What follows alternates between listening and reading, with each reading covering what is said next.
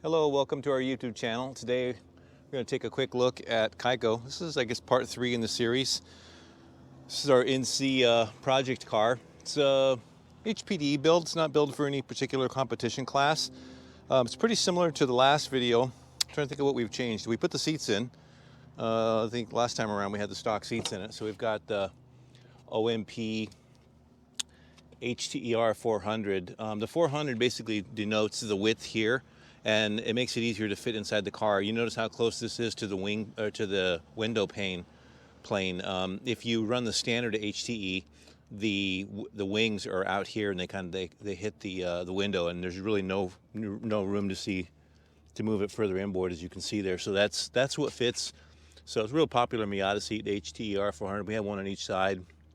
These are race quip 2-inch upper and lower FIA belts. So they're pull-up belts with the enduro straps. Real easy to use, and these are affordable.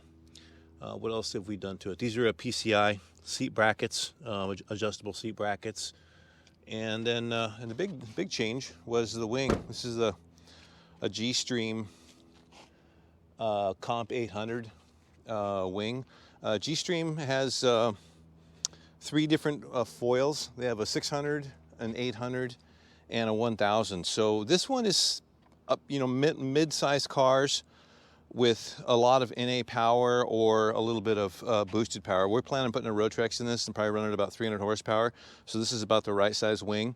If you're going to do an NA, NB, NC or ND with normally aspirated, say less than 200 horsepower, then I would recommend the Comp 600. It's a little bit shorter cord. Cord is a distance from the front of the back of the wing, and the 600 is a little bit smaller, and I think it's also slightly less camber to make a better combination for a normally aspirated build. But for a forced induction build, it'll match up better with the 800. And as far as front downforce, you want to have some significant front downforce.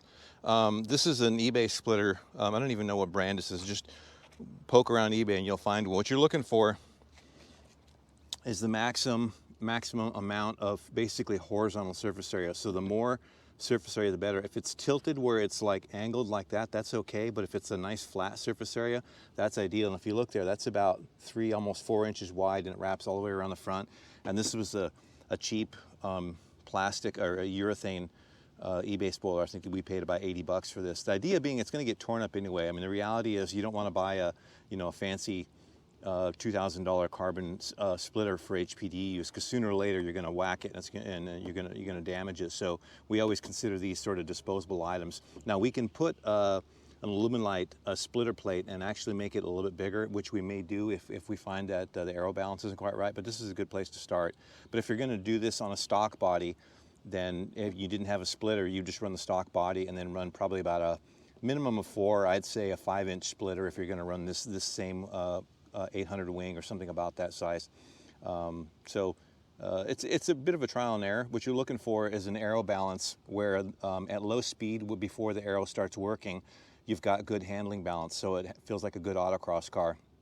And then as the speed builds and the aero starts to develop, that the balance of the car starts to go slightly more neutral or just a little bit on the tight side. You don't want it to be understeering, but it's definitely don't want it loose. You definitely don't want a car that has too much front downforce and not enough back, because then it becomes really unstable at speed. So you want it to go from neutral to slightly free at low speed to neutral to slightly tight at high speed. And that's a driver preference. It also depends on the track, but that's generally the balance you're looking for.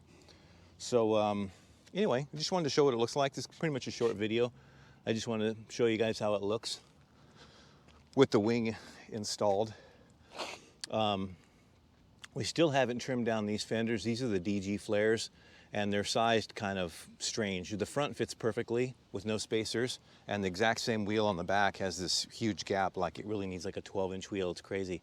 So we plan on taking these fenders off and kind of shaving them down so we can kind of move them inboard a little bit and try to get rid of some of this little gap here. We've already got some spacers. We've got like almost 20 millimeters of spacers, and it's still too wide. So looks pretty cool, but I think it'd look better if those tires fit a little bit more flush. And as we've already got spacers in there, the answer is not to just keep adding spacers, but to try to make the flares a little bit smaller. I'm going to show you the really nice hardware. Oh, this is another thing.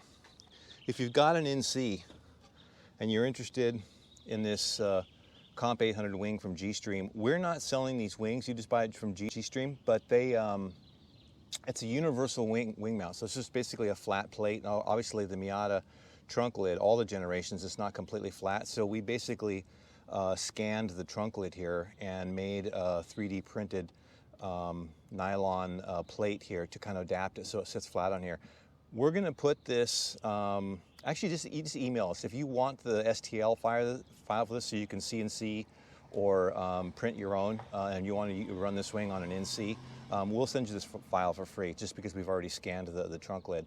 But anyway, really nice hardware. You look at the hardware here. It's just really top level hardware. It's kind of a step above what you normally, this is basically a full Pro Motorsports level wing. It's not the kind of wing you see that comes from China where it's got this kind of janky hardware on it. This is really high-end Pro Motorsports level stuff. Aluminum plates, I don't know if they have carbon plates. The important thing here is that these are really stiff because when this wing's working, there's a lot of suction here, and we find that if you use too soft a plate, they get sucked in, and this will actually bend in like this, and it basically chokes the flow under the fastest moving part of the wing. The way I'd say this is the fastest is because the airflow coming over the top of the car gets decelerated a little bit, and the air that's coming up along the side of the car up under the wing here is accelerated. It's actually moving the fastest. The faster the airflow, the more pressure differential. So this is your best flow area where you're going to get the most downforce off the wing. So you don't want this flow to be choked. So it's important to have the end plates to be nice and rigid. This is an optional end plate, a big aluminum one. The standard end plate is kind of more of a smaller kind of aerodynamic shape here. So if, you can do that if you're trying to reduce the drag and overall peak downforce of the wing a little bit. You can put the standard end plate, but we opted for the bigger end plate. And we'll see. I mean, it's always an experiment. You start with something, take it to the track, see how the car works, and then tune it. Currently, the Roadtrax is not installed. That's still probably a month or so away. Have some other projects you need to finish up. Next video will be hood open, and we'll have the Roadtrax installed and have it on the dyno. And well, that's it. We'll see you at the track.